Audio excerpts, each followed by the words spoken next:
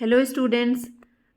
हम इस वीडियो में अपना जो म्यूटेशन ब्रीडिंग का प्रोसीजर है उसको डिस्कस कर रहे हैं। अपना इसका जो वीडियो का पहला पार्ट था उसमें हमने म्यूटेशन ब्रीडिंग डिस्कस किया। जो स्टेप्स हैं म्यूटेशन ब्रीडिंग में जो इन्वॉल्व होते हैं उसमें हमने objective of the program, selection of the variety for mutagenic treatment, parts of the plant to be treated and doses of mutagen, ये सारे स्टेप्स हम डिस्कस कर चुके हैं। हमने डिस्कस किया कि कैसे हम डोज आइडेंटिफाई करें म्यूटाजन जो हमारा यूज़ कर रहे हैं उसकी, और इसी के साथ हमने डिस्कस किया था कि जो टाइम है म्यूटाजन ट्रीटमेंट का उसको भी हम आइडेंटिफाई कर लेते हैं। इसके बाद हमारा जो स्टेप आता है वो आता है गिविंग म्यूटाजेनिक ट्रीटमेंट, और फिर उसके बाद handling of the mutagen treated population. तो ये हम इस वीडियो में अपनी डिस्कस करने वाले हैं कि हम कैसे हम ट्रीटमेंट देते हैं, और फिर जो पॉपुलेशन होती है हमें मिलती है, जो म्यूटाजेनिक पॉपुलेशन जो प्लांट्स मिलते हैं उनको कैसे हैंडल करना है अपनी एक नई वैरायटी डेवलप करने के लिए। तो म्यूटाजन ट्रीटमेंट हम देते हैं किसको, जो सिलेक्टेड प्लांट पार्ट होता है। हमने ऑलरेडी डिस्कस किया कि मोस्ट ऑफ द क्रॉप्स में जहाँ पे सीड बनता है, जो सेक्सुअली प्रोपोगेटेड क्रॉप है उसमें हम सीड को हम एज अ वो प्लांट पार्ट यूज़ करते हैं म्यूटाजन ट्रीटमेंट के लिए। या जो वेजिटेटिवली प्रोपोगेटेड क्रॉप्स होती है उनमें जो वेजिटेटिव पार्ट होता है हम उसको भी एक्सप्लांट की यूज़ कर सकते हैं, एक्सप्लांट के जैसे अपने म्यूटाजन प्रोग्राम में, जो म्यूटाजेनेसिस का जो प्रोग्राम है उसमें। तो सबसे पहले जो भी सिलेक्टेड पार्ट है उसको जो डिज़ायर्ड म्यूटाजन डोज है, जो हमने आइडेंटिफाई किए कि ये जो म्यूटाजन डोज है वो सबसे ज़्यादा इफेक्टिव है। एक पर्टिकुलर जो आइडेंटिफाइड टाइम पीरियड है, स्पेसिफिक टाइम पीरियड के लिए हम उस म्यूटाजन डोज पे अपने प्लांट पार्ट को एक्सपोज कर देते हैं। फॉर एग्जांपल अगर हमने कोई केमिकल है, suppose E M S, ethyl methane sulphonate common example है, इसका हमने आइडेंटिफाई की डोज की 0.5% इसकी सबसे ज़्यादा इफेक्टिव डोज है, और ट्रीटमेंट कितनी देर के लिए इफेक्टिव है, सबसे ज़्यादा 5 मिनट अगर आप ट्रीटमेंट दोगे। तो इसका क्या मतलब है कि आप जो इथाइल मीथेन सल्फोनेट आपका केमिकल है उसका 0.5% का एक सॉल्यूशन बनाओगे डिस्टिल वाटर में, और अपने जो सीड हैं, जो प्लांट पार्ट है सीड, उसको इसमें आप क्या कर दोगे, सोक कर दोगे। कितने मिनट के लिए, 5 मिनट्स के लिए। इसके बाद इस सीड को आप डिस्टिल वाटर से वॉश कर दोगे, और इसको फिर आपको इसका क्या करना है, इसको लगा देना है, फील्ड पे सोइंग कर देनी है। ठीक है। अगर फिजिकल म्यूटाजन यूज़ कर रहे हो, जैसे इरेडिएशन होते हैं, गामा रे, एक्स रेज, तो जो प्लांट पार्ट है, जैसे ही आपने ट्रीटमेंट दिया एक पर्टिकुलर ड्यूरेशन के लिए, उस प्लांट पार्ट को या सीड को आपको प्लांट कर देना है, और उससे कौन सी जनरेशन बनेगी, M1 जनरेशन बनेगी। इसमें F1 F2 जनरेशन हम काउंट नहीं करते, इसमें हम M1 M2 यानी म्यूटाजेनिक जनरेशन 1, म्यूटाजेनिक जनरेशन 2, 3 ऐसे करके हम काउंट करते हैं। आगे हम डिस्कस करेंगे ये। और अगर केमिकल म्यूटाजन यूज़ करा है, जैसे EMS का एग्जांपल दिया है मैंने, सबसे पहले हम क्या करते हैं, म्यूटाजन का ट्रीटमेंट देने से पहले कुछ घंटों के लिए हमें क्या करना होता है, अपने सीड को जो सिंपल वाटर है उसमें हम इसको सोक कर देते हैं। ये प्री सोकिंग हम इसलिए करते हैं कि जो मेटाबॉलिक एक्टिविटी है सीड के अंदर, यानी उसमें जो एंजाइमेटिक एक्टिविटीज़ हैं वो एक्टिव हो जाएं, ठीक है, वो इनिशिएट हो जाएं।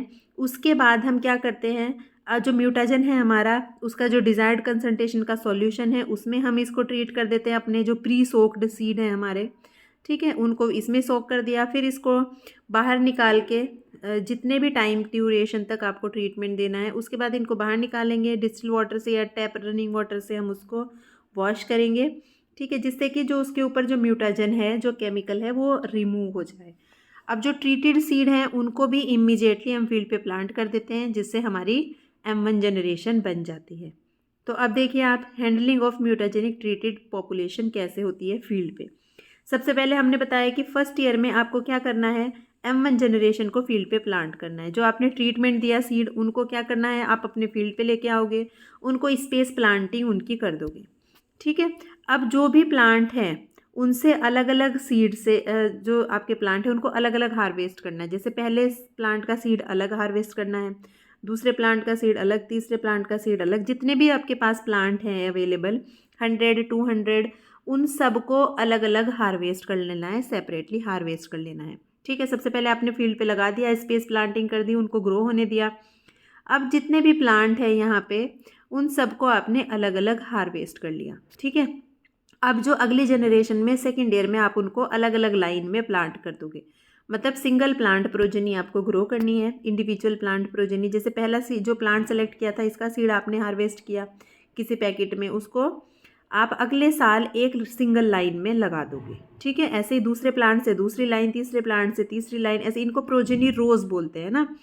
तो हर एक इंडिविजुअल प्लांट की प्रोजेनी रो आपको ग्रो करनी है, और जो आपके प्लांट्स हैं हर रो में, ठीक है, उनमें से सीड लेना है आपको। जिसमें भी आपको लगता है कि म्यूटेशन आया है, उसको अलग से हार्वेस्ट कर लेना है। मतलब कि आपको सारी लाइनों को अब क्या करना है, कंपेयर करना है। आप देखोगे जितनी भी लाइनें आपने लगाई हैं कि किस लाइन के प्लांट्स में क्या है, डिज़ायरेबल म्यूटेशन आया है, जो आपको म्यूटेशन चाहिए। बिकॉज पहले ही हम ब्रीडिंग प्रोग्राम अपना डिसाइड करते समय, जब हम एक ब्रीडिंग ऑब्जेक्टिव डिसाइड करते हैं कि प्लांट में हमें क्या डिज़ायर्ड चेंज चाहिए, वो डिज़ायर्ड चेंज अगर इस लाइन में आया है तो आप इसको अलग से हार्वेस्ट कर लोगे, नहीं तो रिजेक्ट कर दोगे, ठीक है। जिसमें भी आपको लगता है कि आपका डिज़ायरेबल म्यूटेशन आया है जिस लाइन में, उन लाइन्स को आप अलग अलग हार्वेस्ट कर लोगे। फिर से आप M3 जनरेशन अगले साल प्लांट कर दोगे, ठीक है, इंडिविजुअल प्लांट प्रोजेनी। जैसे सपोज आपने ये लाइन में आपको म्यूटेशन मिला है डिज़ायरेबल, इसको पूरी लाइन को एक साथ हार्वेस्ट कर लोगे, ठीक है। और अब या इसमें अगर एक प्लांट में भी आपको लगता है कि म्यूटेशन आया है, उस प्लांट को आप हार्वेस्ट कर लोगे। यहाँ से भी अगर आपको कुछ डिज़ायरेबल मिला, उसको अलग हार्वेस्ट कर लोगे, यहाँ से अलग करोगे, यहाँ से अलग करोगे, ऐसे करके उनसे फिर से इंडिविजुअल प्लांट प्रोजेनी आप ग्रो कर लोगे, ठीक है। आप उनको फिर से अलग अलग लाइनों में प्लांट करोगे, M3 जनरेशन जिससे बन जाएगी। अब आपके पास M3 जनरेशन है फील्ड पे, उसमें भी आपको इंडिविजुअल प्लांट प्रोजेनी ग्रो करी। अब आपको क्या करना है कि अगर सुपीरियर ये लाइन है पूरी, आप इस पूरी लाइन को ऑब्जर्व करोगे, इसमें जितने भी प्लांट्स हैं, सपोज 20 प्लांट्स हैं इस लाइन में, ठीक है। तो इन 20 लाइन्स के सारे प्लांट्स को आप ऑब्जर्व करोगे, ठीक, इनको देखोगे कि इनमें अगर जितने म्यूटेशन, जो डिज़ायरेबल म्यूटेशन है सारे प्लांट्स में, और वो होमोजीनियस भी लग रहे हैं दिखने में, यानी एक जैसे दिख रहे हैं सारे प्लांट्स, मॉर्फोलॉजी सेम है, अदर कैरेक्टर्स सेम है, और उसी के साथ उन प्लांट्स में म्यूटेशन भी आया है, तो इनको बल्क में सबको हार्वेस्ट कर लोगे एक साथ, ठीक है।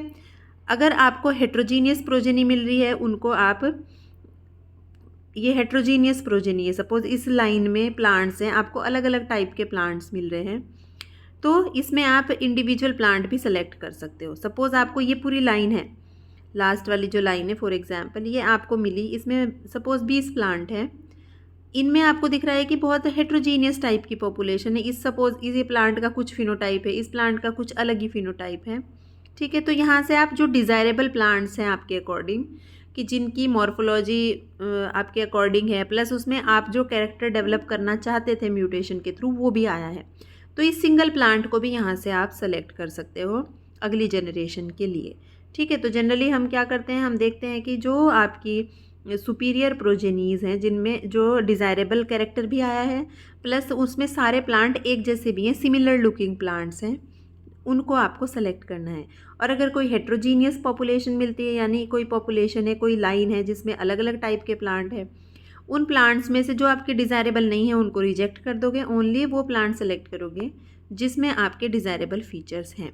अब जो भी सिलेक्टेड लाइन्स हैं, M4 जनरेशन में उनका प्रेलिमिनरी ईल्ड ट्रायल होगा सूटेबल चेक वैरायटी के साथ में, और चेक वैरायटी के साथ हम उसको प्लांट कर देंगे। चेक वैरायटी क्या होती है, हमने अपनी पुरानी वीडियोज़ में भी बताया है कि एट प्रेजेंट उस पर्टिकुलर एरिया लोकेशन पे जिस पे आप काम कर रहे हो, ब्रीडिंग कर रहे हो, वहाँ पे जो भी सबसे सुपीरियर वैरायटी है, ठीक है, आपके डिज़ायर्ड कैरेक्टर के लिए। सपोज़ आपका ऑब्जेक्टिव क्या था, यहाँ पे आपका ऑब्जेक्टिव था कि आपको हायर यील्डिंग वैरायटी चाहिए, या आपका ऑब्जेक्टिव था कि आपको हायर प्रोटीन कंटेंट वाली वैरायटी डेवलप करनी है। तो एट प्रेजेंट जो वैरायटी का सबसे ज़्यादा प्रोटीन कंटेंट होगा, ठीक है, उस पर्टिकुलर क्रॉप में, उस पर्टिकुलर लोकेशन पे, आप उसको एज अ चेक यूज़ करोगे। आप देखोगे कि आपका जो न्यूली डेवलप मटेरियल है उसमें आपकी चेक वैरायटी से ज़्यादा कंटेंट है प्रोटीन या नहीं है, क्योंकि अभी हमारा ऑब्जेक्टिव क्या था, हायर प्रोटीन कंटेंट की वैरायटी डेवलप करने का था। तो अकॉर्डिंग टू द ऑब्जेक्टिव हमारे जो चेक होते हैं हम उसको सेलेक्ट करते हैं, और चेक वैरायटी ही हमारी क्या होती है, एट प्रेजेंट उस पर्टिकुलर कैरेक्टर के लिए जो सबसे बेस्ट वैरायटी है मार्केट में, जिसको फार्मर्स यूज़ कर रहे हैं, उसको हम एज अ चेक लेते हैं।